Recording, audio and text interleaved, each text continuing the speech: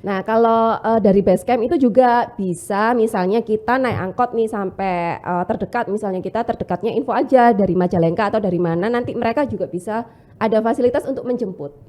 Termasuk waktu yang November itu pendakian sebenarnya sempet malamnya itu hujan terus, jadi kita kayak hujan angin kayak gitu, jadi masak-masak pun dalam kondisi yang masih di luar angin kenceng.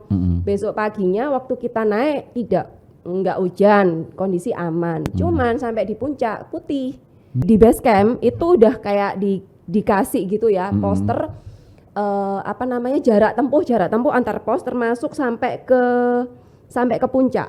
Berhura-hura ria di jalan, berhura-hura bersenang-senang, ayo naik gunung. Tapi di balik itu kita juga terutama untuk yang baru-baru ya, maksudnya mengingatkan ya apapun itu yang kita hasilkan kita bawa pulang kembali. Harus seperti itu.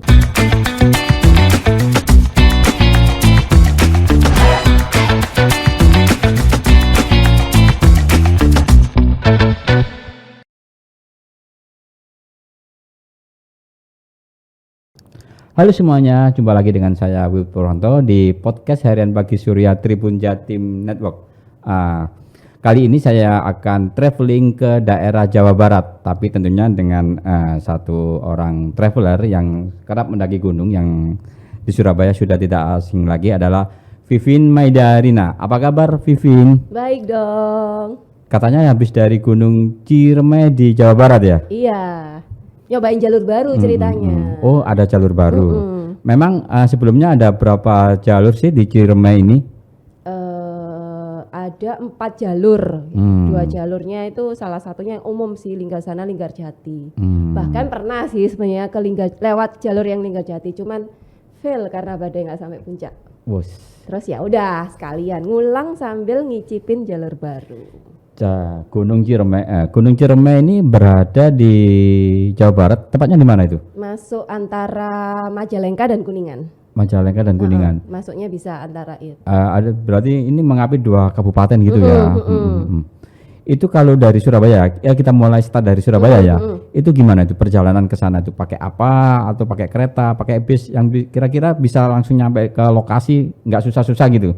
Nah, bisa langsung cari transportasi ke arah Majalengka. Jadi kalau yang jalur yang aku coba ini Trisakti Sadarehe itu dekat sama area-area pasar sana lah ya di Majalengkanya. Pemukiman. Gitu. Kalau yang jalur yang lain pemukiman nggak? Jalur lain ya lewat ini kayak Linggarjati itu juga. Tapi dari titik terakhirnya kita biasanya tetap naik travel atau sewa kendaraan sih. Kebetulan aku ditampung kalau yang ini ditampung sama teman-teman geng entah kemana, nampungnya di Cirebon, terus bawa pakai kendaraan pribadi langsung ke base camp. Oh, ketemuannya di Cirebon. Berapa orang? Waktu itu yang ikutan ber-12 sama saya. 12. Tapi dari Surabaya sendirian ya? Sendirian. Ketemuan di sana ya? Ketemuan di Cirebon, terus lanjut titiknya deket sama Majalengka lah, pasar Majalengka situ.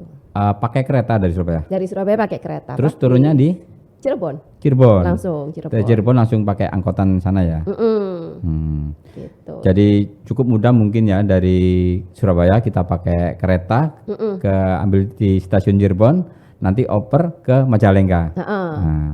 Nah kalau dari base camp itu juga bisa, misalnya kita naik angkot nih sampai terdekat, misalnya kita terdekatnya info aja dari Majalengka atau dari mana, nanti mereka juga bisa ada fasilitas untuk menjemput. Oh, jadi di sana itu sudah banyak ini ya, semacam kayak guide-guide untuk pendakian itu ya. Guide-nya juga ngaturin juga ini transportasinya, akomodasinya lah pokoknya. Gitu. Boleh tahu nggak sih kondisi Gunung Ciremai itu seperti apa sih, gambaran secara umum gunung ini, ketinggian, kemudian konturnya seperti apa, Vin? Ciremai termasuk yang tertinggi lah ya di Jawa Barat, tapi ya atapnya Jawa Barat, orang-orang bilangnya seperti itu. Nah, kalau medannya itu sama-sama bisa dibilang lumayan sulit sama kayak Salak. Jadi kalau orang biasanya itu kalau bikin lucu-lucuan, berat mana Salak atau Ciremai, nggak ada sih, sama-sama beratnya gitu. Jadi kalau ngebayangin sebelum naik gunung ya, kalau ngebayangin nih ya udah emang ini kita menerjang medan yang cukup berat. Beratnya salah satunya karena dia ketinggiannya udah 3000 lebih, 3078 kalau nggak salah itu. Medannya lumayan panjang, lumayan terjal kayak gitu. Jadi ya Kalau cuman terjal tapi sebentar itu menguras fisiknya kayaknya cuman ya sebentar aja. Ngoyonya kan cuman sebentar. Sementara kalau ini ngoyonya lumayan panjang gitu. Kalau cuaca apa yang biasa kerap yang ada di Gunung Ciremai itu? Cuaca daerah Jawa Barat tipe-tipe di sana itu hutannya masih yang hutan tropis yang bisa dibilang cukup lembab. Lembab ya? Lembab, pohonnya masih tinggi-tinggi. Terus salah satu tanda kelembapan itu adalah banyak lumut. Jadi lumutnya seger-seger, nyenengin gitu ngelihatnya. Di batu-batu gitu ya? Di pohon gitu, batu pohon, di pohon-pohon itu juga lumutnya tebel lah 1,5 senti 1 senti gitu, nyenengin dah ngelihatnya. Nah jadi lembab, jadi gimana sih rasanya lembab itu ya, kalau kita jalan dikit, gerak dikit keringetan, otomatis seperti itu. Tapi hawanya juga Dingin. anginnya tetap dingin gitu kan. Tapi ketika jalan itu gerah gitu ya? Gerah, tipenya kayak gitu. Terus kalau kontur medan jalurnya itu tanah sesekali masih ada yang daun-daun kering jatuh juga, terus Batuan? akar. Oh akar. Cenderung kalau yang di bawah itu masih kan pohonnya gede-gede tinggi-tinggi. Nah itu biasanya kan pohon tinggi otomatis akarnya menjalar kemana-mana. Lumayan nah itu juga ya akar ya? sampai ke jalan-jalan. Untuk apa? Untuk pijakan ya biasanya akar ya? Bisanya bisa jadi untuk pijakan, bisa juga kalau karena dia lembab atau basah, licin malahan, gitu. Jadi kadang milih juga nih, ini jenis akar yang licin atau enggak gitu. Gitu. Oke. Itu jadi ini jalur baru ya? Jalur Ceritanya baru. mencoba jalur baru, Mencoba jalur Trisakti baru. Sadarehe tadi itu ya? Baru diresmikan Agustus 2022. Oh baru ini, jadi masih perdana juga kayaknya ya? Kita nyobainnya di November kalau nggak salah waktu November. itu. Itu apa itu? Trisakti Sadarehe itu apa itu? Nama apa? Apa nama desa? Apa nama Sadarehenya nama desa, tempat Oh. lokasi base camp itu berada. tempat gitu. memulai untuk pendakian ya? Nah, Sebenarnya kalau ngomong keistimewaan dan sebagainya ya, kalau kita punya bayangan ya, gunung itu kan bawahnya kan kakinya melingkar gitu ya, atasnya puncaknya satu gitu kan ya, puncaknya atau kawahnya ya melingkar gitu. Jadi sebenarnya memang punya potensi untuk banyak titik untuk diciptakan jalur baru selama itu aman, terus udah dicoba, disurvei dan sebagainya, it's okay gitu kan. Jadi memang gunung-gunung itu memungkinkan untuk dibuka jalur-jalur baru. Oh gitu. Cuman memang pembukanya ini memang harus sudah. Pembukanya terus effort untuk emang benar-benar mau ngerawat enggak, karena kan jalur baru otomatis masalah baru, masalah dalam tanda kutip ya, sampah, ketertiban para pendaki, pendaftarannya juga harus ikut resmi. Nah tapi kalau yang Sadarehe ini saya lihat kan, kalau kita naik Gunung Ciremai itu kan memang harus mendaftarkan diri ke ke websitenya untuk daftar online. Waktu Sadarehe diresmikan, dia otomatis juga langsung ngupdate di websitenya. Jadi otomatis oh ya udah deh, berarti resmi juga kan, terus tertata juga nantinya. Gitu. Jadi aman. Dan yang terpenting itu terpantau ya. Terpantau jalur ini. bener. Ketika ada yang sesuatu yang nggak diharapkan itu Ya. cepat untuk mengatasi kan Terus, gitu ya. kalau resmi juga kita juga dari pihak Basecamp juga bisa mendata, bisa membriefing juga lebih dulu sebelum pendakian. Kayak gitu-gitu. Memang ngomong-ngomong sudah pernah ke Ciremai sebelumnya? Ya itu tadi Linggarjati tapi fail. Oh. Jadi udah sempat, jadi kita biasanya ke Ciremai atau gunung-gunung tinggi kisaran 3.000 itu kan memang butuh 2 hari. Hari pertama perjalanan sampai titik terakhir di mana kita bisa bermalam, besok paginya baru muncak. Nah, waktu yang lewat Linggarjati itu udah deket nih sama tempat perencanaan kita mau camp, ternyata hujan lebat. Ya udah kan pasang tenda seadanya dulu gitu, terus mau lihat cuaca besok seperti apa. Ternyata besok paginya masih gerimis. Nggak gitu. jadi ke puncak. Kan kita bayangin ya, oke, dengan kondisi gerimis, fisik misalnya cukup oke untuk naik. Terus ngapain? Di puncak kita ngeliat apa? Ngeliat tembok putih kan. Nah daripada sayang-sayang kayak gitu, ya udah dilama-lamain aja di tenda, turun nyantai. Next time masih bisa kita coba lagi gitu ceritanya waktu itu. Jadi ya udah, akhirnya ini keturutan untuk nyobain lagi di November. Memang kondisi gunung yang tinggi kayak Ciremai Semeru seringkali seperti itu ya. Cuaca yang tidak bisa diprediksi. Tidak bisa diprediksi, termasuk waktu yang November itu pendakian sebenarnya sempat malamnya itu hujan terus. Jadi kita kayak hujan, angin kayak gitu. Jadi masak-masak pun dalam kondisi yang masih di luar, angin kenceng. Besok paginya waktu kita naik enggak hujan, kondisi aman. Cuman sampai di puncak putih. Jadi kan harapan kita di puncak itu bisa ngelihat kawahnya yang cakep, nanti bisa dilihat gambarnya, kawahnya cakep banget. Nah itu masih putih dan karena puncaknya kecil, kita melipir ke 12 kan nggak cukup di puncak, kita turun dikit, berlindung di balik batu, ngemil dulu, masak-masak, nyalain kompor, bikin kopi dan sebagainya, nunggu sampai kabutnya agak beralih gitu, terus puncaknya pemandangan kawahnya terbuka, nah kita naik lagi kan cuma naik dikit 1 menit aja. Tapi sepertinya Tapi sempat memang mengalami gitu, Iya. jadi emang bisa dibilang untung-untungan, terus nggak mengenal cuaca juga. Maksudnya kalau memang musim hujan, memang potensi untuk seperti itu akan jauh semakin besar. Tapi nggak menutup kemungkinan ketika kemarau itu pun bisa terjadi, gitu. apa? Kira-kira kayak gitu biasanya ada hikmahnya loh. Nggak jadi ke puncak biasanya ada hikmahnya. Oh seperti ini, kayaknya gitu biasanya ya. Biasanya ini berarti diundang untuk balik lagi. Oh. Sesantai itu aja sih mikirnya, nggak Iya, mikir iya, yang iya, aneh-aneh. iya. gitu kan. Oke, kita kembali ke Trisakti Sadarehe ya. Itu kalau lewat jalur situ itu butuh berapa hari? Tetap 2 hari cukup sih sebenarnya, dan tapi ya kalau misalnya ya tergantung kemampuan, karena di sana itu kan ada 8 pos. 8 pos. Rata-rata ya 8 pos ya. Di jalur yang lain juga ya kayaknya. Jalur lain lebih panjang kayaknya. Ada yang lebih panjang. Jadi ya pos-pos itu kan biasanya dibuat untuk memang titik-titik untuk beristirahat, untuk pendaki beristirahat. Nah, kalau yang di Sadarehe ini di pos 6 itu sebenarnya ada lapangan luas yang bisa kita gunakan untuk bermalam. Cuman resikonya kalau dari pos 6 kalau mau muncak Masih jauh. lewatin 7, 8 Iya. terus baru ke puncak. Itu masih awang-awangan awang-awangan kan. Nah, itu kalau misalnya udah terlanjur capek di pos 6, istirahat di pos 6 ya ada kemungkinan butuh 3 hari akhirnya kan. Maksudnya hari kedua muncak, turun lagi ya kecuali memang ya cepet-cepetan gitu kan. Tapi kalau misalnya punya tenaga cukup, mendingan memang langsung berhentinya istirahatnya di pos 8. Jadi cukup 2 hari. Dikebut ya berarti ya. Dikebut sampai ke pos 8 ya. Dikebut sampai pos 8. Waktu itu kita rombongan berangkat hampir jam 11. Oh ya, di Sadarehe ini ada peraturan. Mentok boleh naik jam 11 siang. Kalau lewat dari base camp. Dari Sadarehenya ya. Dari Sadarehenya. Kalau enggak diperbolehkan naik. Karena Jadi pasti setrik itu sih petugasnya supaya apa ya? Kemalaman. Supaya enggak kemalaman kan di jalan. Kasihan juga gitu. Mending berangkat besok paginya. Sebelum gitu. jam 11 siang ya. Kita mepet kok jam 11 kurang. Udah ayo berangkat sebelum enggak boleh Itu naik. harus ngejar sampai ke pos 8 berarti ya. Kita memang rencana bermalam di pos 8 gitu. Tapi ya itu sih tergantung kondisi juga. Karena dengan geng entah kemana ini juga pernah gitu kan. Misalnya kita memimpikan kita campnya di pos ini, tapi ngelihat kondisi teman-teman kayaknya kita cuman bisa sampai sini ya apa-apa gitu kan. Nah ini kebetulan ngebut dan nyampe di pos 8 sebelum gelap.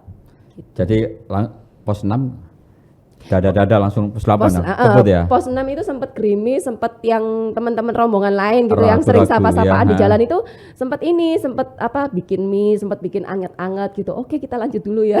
Jam berapa itu akhirnya sampai di pos 8? Jam 6-an sore kayaknya. Oh. Berarti 7 jaman lah ya. 7 jam. Lumayan 7 juga jam ya. sambil break makan siang sekali. Di pos berapa itu makan siang? Pos 5 kalau nggak salah. Karena rencana kan kalau bisa di pos 6.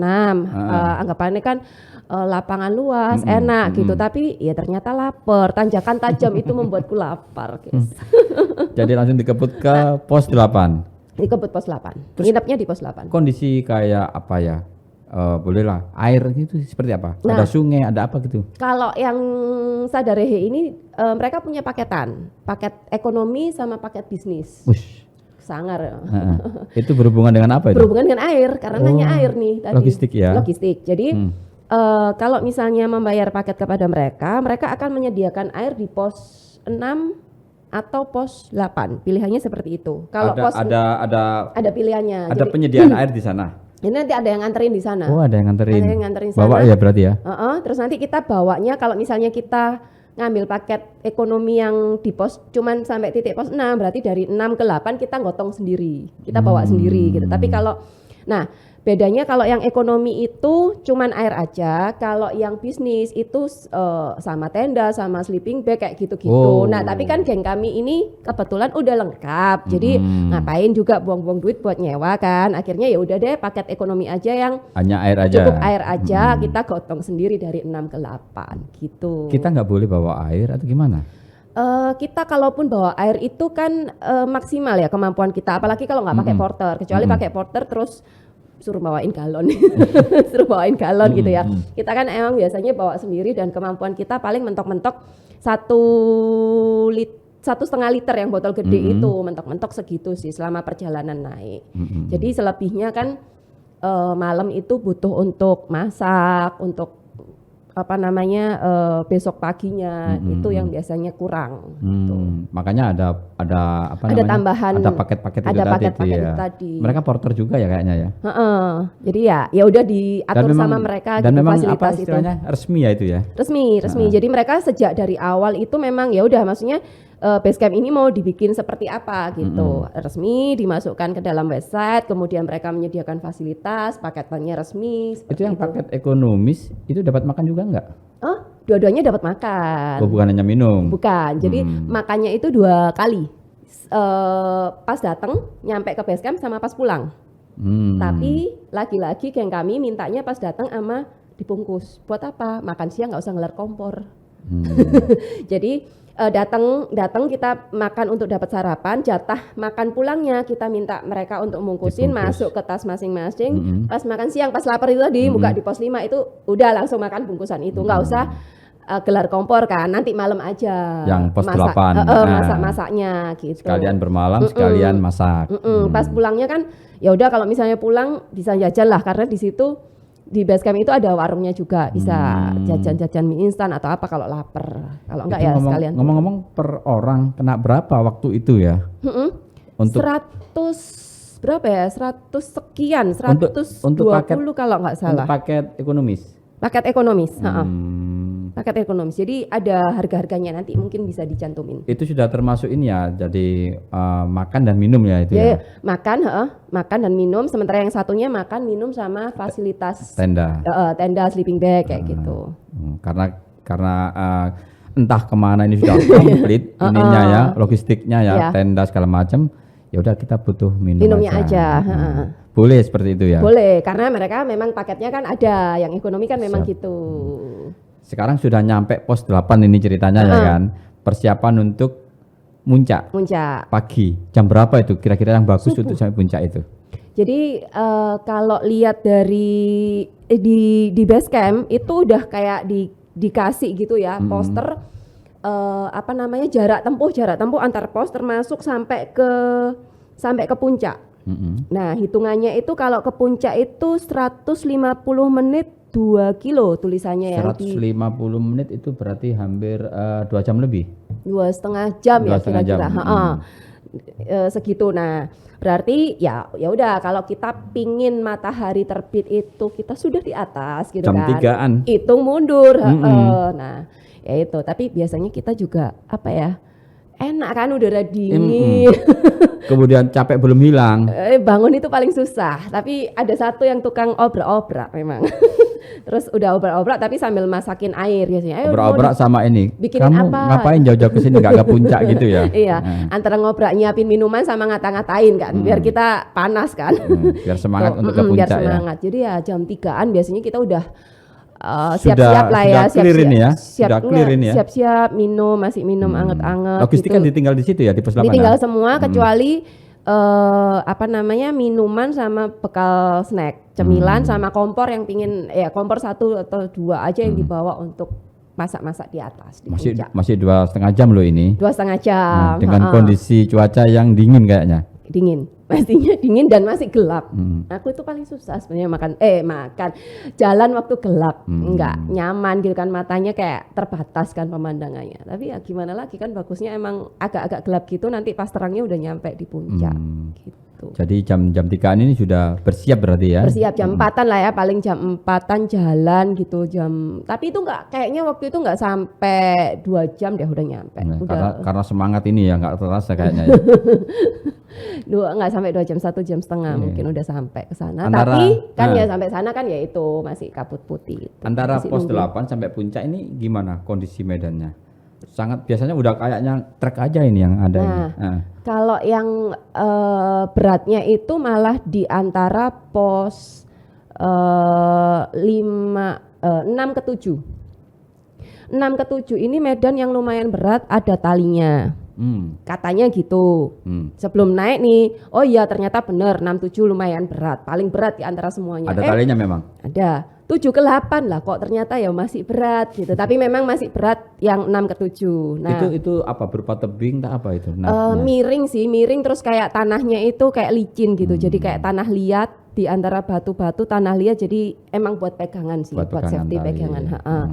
Terus 7 ke 8 itu udah sisa-sisa tenaga kan, bayangin dari pagi ya siang lah ya, siang udah jalan, udah sisa-sisa tenaga, udah berharap ayo nyampe ke pos 8 cepetan nyampe ya, otomatis kayak yang udah aduh kapan nyampenya itu kerasa sedikit, masih kerasa beratnya sebenarnya. Meskipun 6 ke 7 berat. Nah, 8 ke puncak ini kemiringannya lumayan, nggak terlalu yang teksturnya beda-beda ya. Kadang ada gunung yang semakin ke puncak semakin sulit. Kalau yang ini miringnya miring alus lah ya, miring alus. Cuman memang oksigennya udah kerasa tipis. Udah mulai megap-megap gitu ya. Tapi jadi akhirnya tetap megap-megap, tetap butuh nafas gitu. 45 derajat lah kemiringan. Sudah Enggak yang terlalu terjal banget enggak. Kemudian nyampe puncak ini masih nututi enggak untuk melihat apa yang diharapkan tadi itu matahari? Matahari ini? terbit. Oh, itu selalu kita mendapatkannya di perjalanan. Karena pasti berangkatnya molor. Molor bangunnya, molor prepare-nya. Akhirnya apa yang terjadi itu? Iya, tetap waktu kalau kita ngelihat semburat orange sudah mulai muncul, foto-foto lihat apa namanya, lihat matahari dari samping, foto tetap lah foto dari samping. Cuman pas sampai atas matahari enggak kelihatan, ya itu kelihatannya tembok putih, ya udah ditungguin dulu sambil masak-masak, ngoceh-ngoceh. Udah. 12 orang ini ke puncak semua ya? Ke puncak semua. Artinya berarti teman-teman ini masih semangat dan masih sehat gitu ya? Semangat. sampai ke Ada puncaknya? satu senior, bilangnya senior nih. Ini temen yang jadi kan tadi saya bilang base campnya di Cirebon, tapi sebenarnya beberapa teman ini asalnya Surabaya. Jadi dulu kenalnya dari Surabaya, terus mereka pindah kerja. Ada salah satu temen yang emang sering naik gunung, cuman karena aktivitas kerja ya. Terus pas hari H di sana agak nggak enak badan. Tapi sampai di puncak berhasil dong sampai puncak, tapi sampai di puncak sempet dipijit-pijit dikit lah, masuk angin kan karena kecapean gitu. Cuman bertahan sih dia sampai bawah juga aman-aman aja, masih bisa mengimbangi tubuhnya lah, meskipun nggak fit banget gitu. Untungnya lagi ya. Ini nggak melihat apa tembok putih di puncak ya. Jadi terhibur. Agak terobati dengan capek-capek ini ya. Kemudian setelah di puncak itu berapa lama? Atau sempat ganti juga baju untuk ritual foto? Waduh, ketahuan nih, udah terkenal kayaknya suka ganti baju. Jadi puncaknya kecil. Tadi kan saya bilang puncaknya kecil sehingga kita nunggu tembok putih itu agak posisi ke bawah dikit dan turun lagi ya. Turun lagi dikit lah gitu. Dan di sana itu anginnya bahasa Surabaya ngebes banget ya. Jadi anginnya kenceng, dingin banget. Jadi rencana ganti kostum cantik-cantikan itu cuman bawahnya aja akhirnya. Jadi atasnya kan waktu naik ke atas tuh pakai jaket putih, bawahnya celana trekking gitulah ya. Terus celana trekkingnya dicincing dikit, dilapisin dengan kain batik merah. Udah kayak gitu aja ritualnya. Pingin ganti full kayaknya nggak sanggup, udah sempit, dingin dan aduh nggak sanggup deh. Cukup itu puas. Terus waktu sempat foto-foto lagi justru waktu di pos 8-nya sama teman-teman pakai batik gitu. Tapi yang di puncaknya ya udah sekedar melepetin aja. Dan teman-teman juga sempat ganti. Kalau yang di puncak nggak ada. Yang di puncak yang lainnya sibuk memasak. Yang satunya sibuk ganti baju. Satunya sibuk ganti baju, satunya minta tolong teman fotoin dong sebentar. Memang apa ya? Memang ada semacam kayak ritual ya ketika nyampe puncak harus foto yang bagus gitu ya Vivin ya. Ya kayak di satu sisi kayak menunjukkan keindahan Indonesia, di sisi lain kayak pingin buat orang juga mengingat budaya kita, salah satunya batik. Jadi makanya sering yang ku bawa dan ku pamerkan di puncak itu batik gitu. Itu boleh tahu nggak itu waktu di puncak masak-masak apa itu? Masak Air. Iya. Masak air terus. Mie instan biasanya ya. Nah, kita itu istilahnya dalam tanda kutip ya mengharamkan mie instan. Maksudnya kita udah meninggalkan mie instan tuh lama banget karena kita ya udah kan kita bisa masak-masak yang lain gitu. Tapi ternyata hari itu ada yang dibawa ke puncak. Terus ya udah akhirnya kok ada yang bawa, ya udah kita masak yuk. Ini jarang-jarang kita bikin mie instan. Salah satunya mie instan itu, terus bawa puding juga, bawa apa lagi ya, bawa buahnya ketinggalan. Kita geng entah kemana itu selalu bawa semangka di puncak. Tapi kali itu ketinggalan, jadi belahnya di pos 8 lagi. Di pos 8. Nah, biasanya bawa cemilan-cemilan kayak gitu dimakan bareng di puncak. Minuman hangat tetap. Selain mie instan apa biasanya yang jadi konsumsi? Roti, puding, tapi puding yang padat ya, puding coklat. Biasanya dibikin malam, terus dinepin kan udah dingin kan, beku sendiri, besok paginya dibawa ke puncak. Bikin rendang gitu nggak sempat ya? Rendang, waduh. Kalau rendang itu pernah kayaknya di gunung lain tapi dibawain dari base camp. Tinggal makan aja tinggal berarti makan ya. aja. Kirain masak di atas, masak rendang gitu. Kalau masak di atas bukan rendang kayaknya. Apa ya? Soto gitu ya. Sop. Sop apa ayam Klaten gitu ya. Ote-ote dadar jagung bikin loh di atas. Itu ada kebiasaan juga ya teman-teman pendaki itu biasanya juga membawa pulang sampah-sampahnya. Ya. Ini juga ya, entah kemana ini gimana ini kalau entah kemana. Wajib sih. Jadi selain kita berhura-hura ria di jalan, berhura-hura bersenang-senang, ayo naik gunung, tapi di balik itu kita juga terutama untuk yang baru-baru ya, maksudnya mengingatkan ya apapun itu yang kita hasilkan kita bawa pulang kembali. Harus seperti itu. Meskipun sekarang sudah mulai banyak gunung yang menerapkan mengecek bawaan pas berangkat sama pas pulang kita bawaan kita dicek gitu. Misalnya sampah lah pokoknya kayak gitu. Nah, tapi di luar hal tersebut kita juga membiasakan teman kita satu tim ini disiplin. Bahkan kalau bisa bukan sampah kita pun, kalau misalnya kita masih punya tenaga untuk ngangkut ya diangkut aja sekalian. Yang gitu ditemui kan. di yang jalan ditemuin gitu di ya? jalan gitu. Sip ini kayaknya. Kemudian ya selain matahari terbit, masa di puncak hanya masak matahari terbit, apa nggak ada pemandangan lain? Tuh, apa harus istimewanya itu kawah. Nek puncaknya mungkin orang akan ngelihat foto saya di puncak itu pasti ngomongnya jeketek mek ngene tok ta sing dikejar sakmono suwene, pasti gitu. Karena memang itu tadi puncaknya itu kecil. Tapi kalau jadi ini puncak, sebelahnya sini itu udah kawah yang membentang gede banget, keren banget, dan itu yang menghubungkan jalur-jalur lain tadi kan di awal ada beberapa jalur. Nah, jadi kalau jalan sedikit muter ke kanan dikit gini, oh itu yang jalur ini yang jalur ini kayak gitu. Ketemunya di ujungnya kawah ini, dan kawahnya cakep banget. Ntar lihat deh mungkin di video atau di fotonya. Setiap jalur itu memiliki pos masing-masing ya. Yep. Jadi ada treknya sendiri, ada pos-posnya sendiri. Puncaknya di titik mana ada. Oh ada. Beda-beda juga puncaknya. Jadi ketemunya di ujungnya kawahnya ini lah tapi ya. Melingkar gitu ya posisinya ya. Bayangin kayak mangkok gitu lah ya di atasnya situ. Tapi mereka dari berbagai jalur ya.